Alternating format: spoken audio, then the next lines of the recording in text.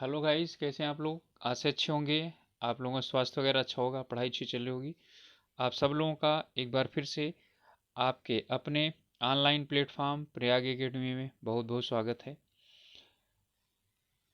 हम लोग संधियां कर रहे थे, जो हर एक लगभग हर एक परीक्षाओं में पूछा जाता है। तो वैसे खास करके टारगेट है कि उत्तराखंड लोक सेवा आयोग द्वारा आयोजित की जाने वाली और यूपी ट्रिपल एस सी द्वारा आयोजित की जाने वाली जो परीक्षाएं हैं, यूके ट्रिपल एस सी द्वारा आयोजित की जाने वाली परीक्षाओं में जो पूछे जाते हैं उसमें से। तो हम एक इसका सेशन पहले कर चुके हैं, आज दूसरा सेशन करेंगे।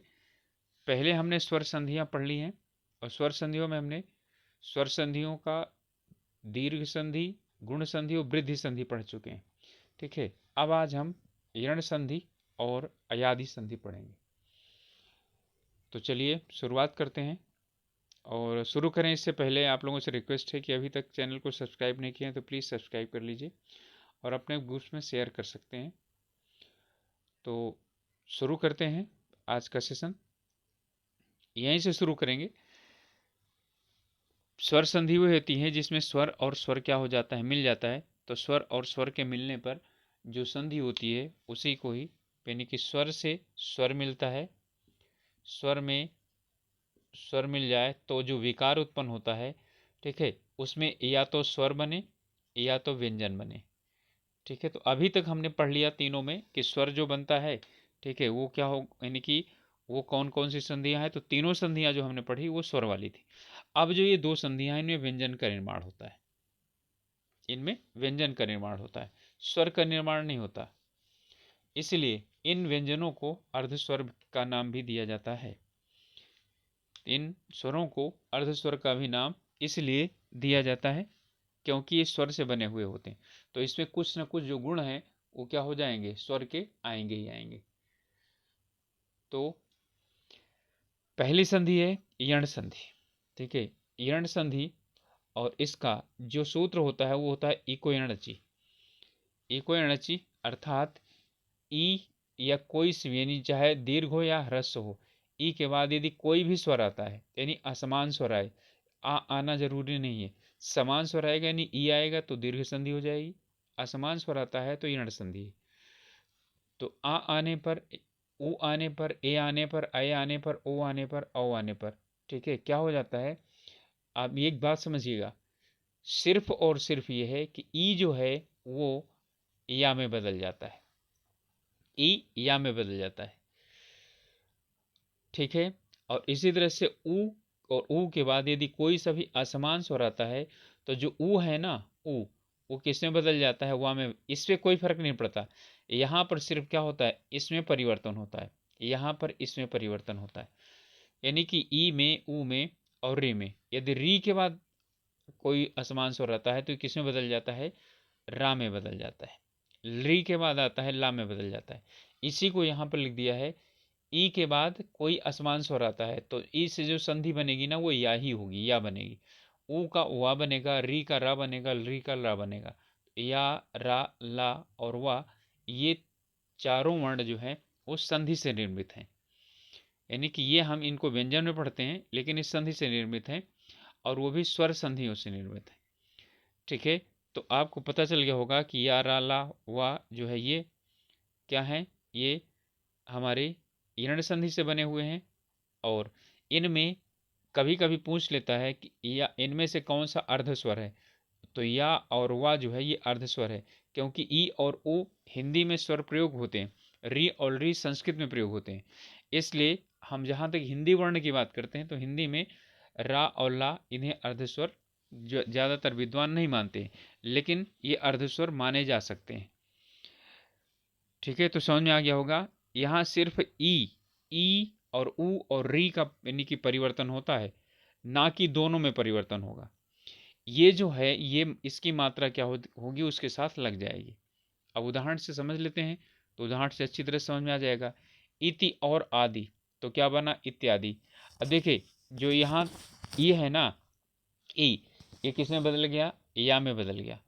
और ये बड़ा आ मात्रा है, ये बड़ा आ मात्रा या के साथ लग गई तो इत्यादि हो जाएगा। इसी तरह से हो जाएगा अति धन अल्प, तो ये क्या हो जाएगा अत्यल्प। ठीक है, ये हमारा अत्यल्प हो जाएगा। इसी तरह से नी है और ऊन है तो क्या बन जाएगा न्यून बन जाएगा, न्यून। ठीक है, प्रति और एक है तो देखिए ये ई है यानी ई क्या बना या बना ना। ठीक है, और ये क्या बन जाएगा ए है, ए की मात्रा लग जाएगी तो प्रत्येक हो जाएगा। फिर है पितृधन आज्ञा तो पित्राज्ञा, ये री वाली संधि है। पितृधन आज्ञा पित्राज्ञा हो गया। इसी तरह से सु और आगत तो स्वागत, तो स्वागत में दीर्घ संधि नहीं है, इसमें यर्ण संधि है, सु और आगत हो गया। इसी तरह से अनु और अय, तो यहाँ पर ऊ है ना, ऊ किस में बदल जाएगा वा में बदल जाएगा और उसमें आ की मात्रा लग जाएगी तो अन्वय हो जाएगा। अनु और एषण तो क्या हो जाएगा, ठीक है, अन हो गया और एषण हो गया तो वा के ऊपर ए की मात्रा लग गई। और मातृ और आज्ञा तो क्या हो जाएगा मात्राज्ञा। री जो है ना यानी रा में बदल गया। पितृ और इच्छा तो पितृ धन इच्छा तो क्या हो जाएगा ये त्रा में बदल तो पितृच्छा हो जाएगा। ठीक है, चलिए अब इसकी मैं आप लोगों को एक एक जो यानी कि संधियां हैं उन्हें मैं आपको करके बता देता हूं कि ऐसा क्यों हुआ है। ठीक है, ये इस तरह से यानी कि कैसे बना हुआ है, अच्छी तरह से हम क्या कर लेते हैं समझ लेते हैं इसको,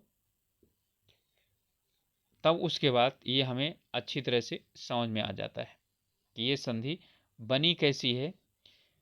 ठीक है,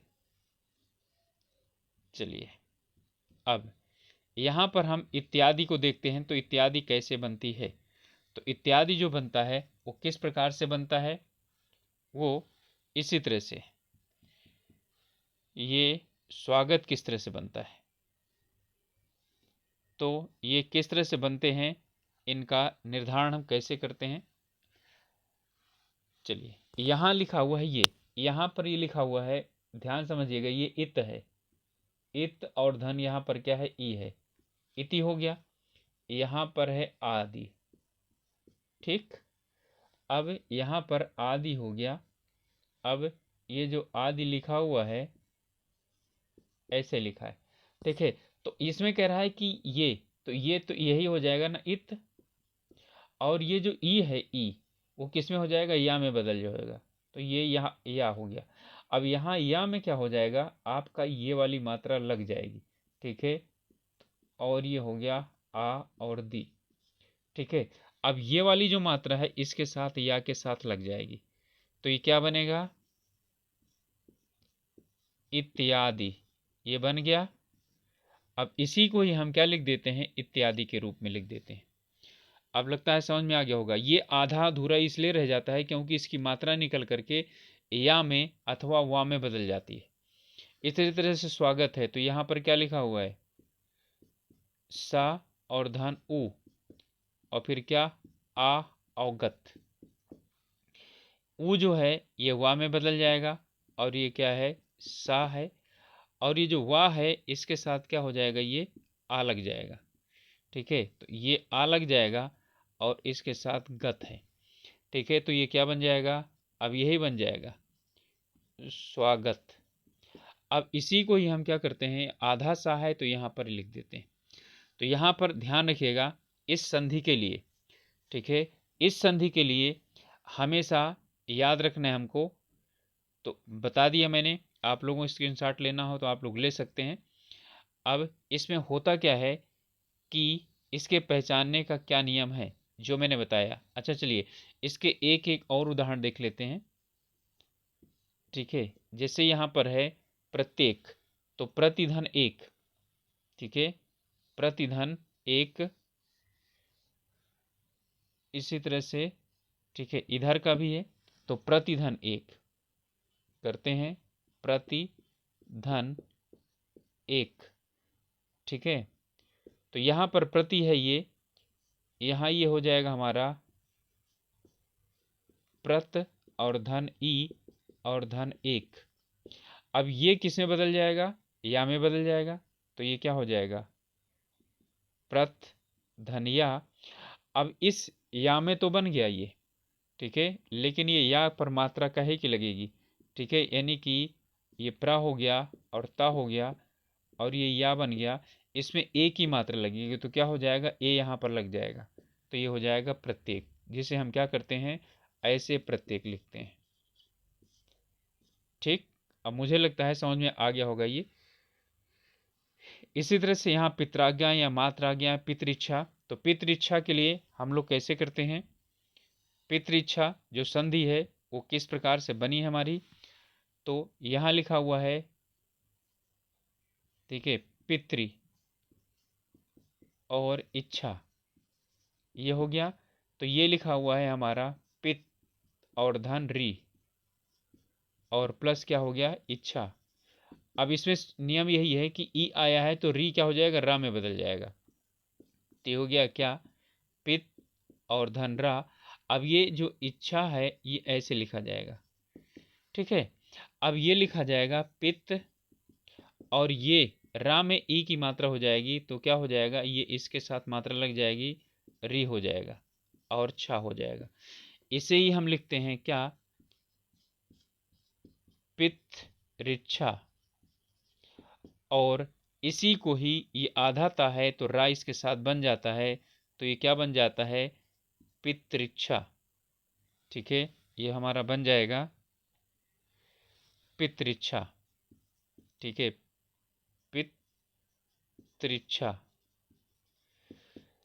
कहीं पर भी त्रा बन रहा हो ना तो ये समझ लीजिए कि वो री से बना हुआ है, ठीक है।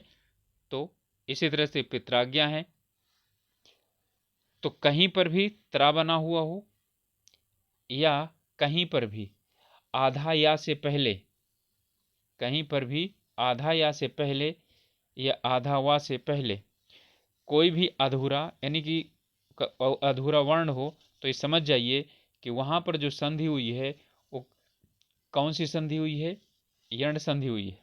यानी कि यहाँ पर या से पहले कोई सा भी अधूरा व्यंजन हो, वा से पहले कोई अधूरा व्यंजन हो, और क्या बन रहा हो, त्र बन रहा हो, तो समझ जाइए कि वहां पर क्या है, यण संधि है, ठीक है।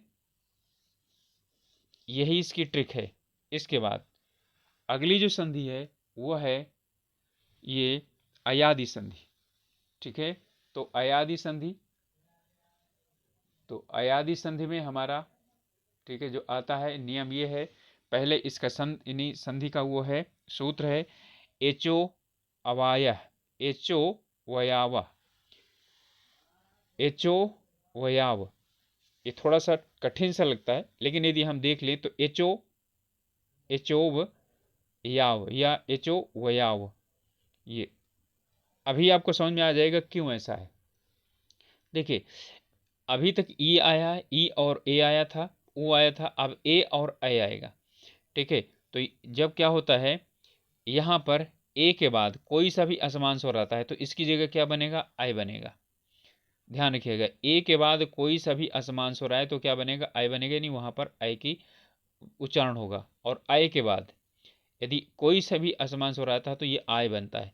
यानी कि जो बड़ा आ है वो इस पर निर्भर नहीं करेगा, वो निर्भर किस पर करेगा, आय पर निर्भर करता है, ठीक है। तो आय होगा तभी आय बनेगा। तो जैसे ने है और अन तो क्या बनेगा, नयन।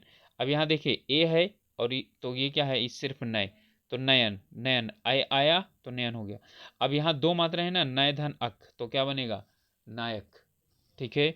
नय धन अक तो क्या बन गया, नायक बन गया। नय धनिका, यहाँ पर भी वही है, या पर वही मात्रा लगती है जो इधर रहती है। अब यहाँ ई है तो नय धन इका तो क्या बन जाएगा, ना, और या बना, और यहाँ पर क्या लग गया, ई की मात्रा, नायिका, ठीक है। नय धन इका तो क्या बन गया, नायिका बन गया, ठीक है। अब इसके बाद अगला है ओ के बाद कोई सा भी असमान स्वर आता है तो क्या बनता है, औ बनता है। आओ के बाद कोई असमान स्वर आता है तो ये आओ बनता है।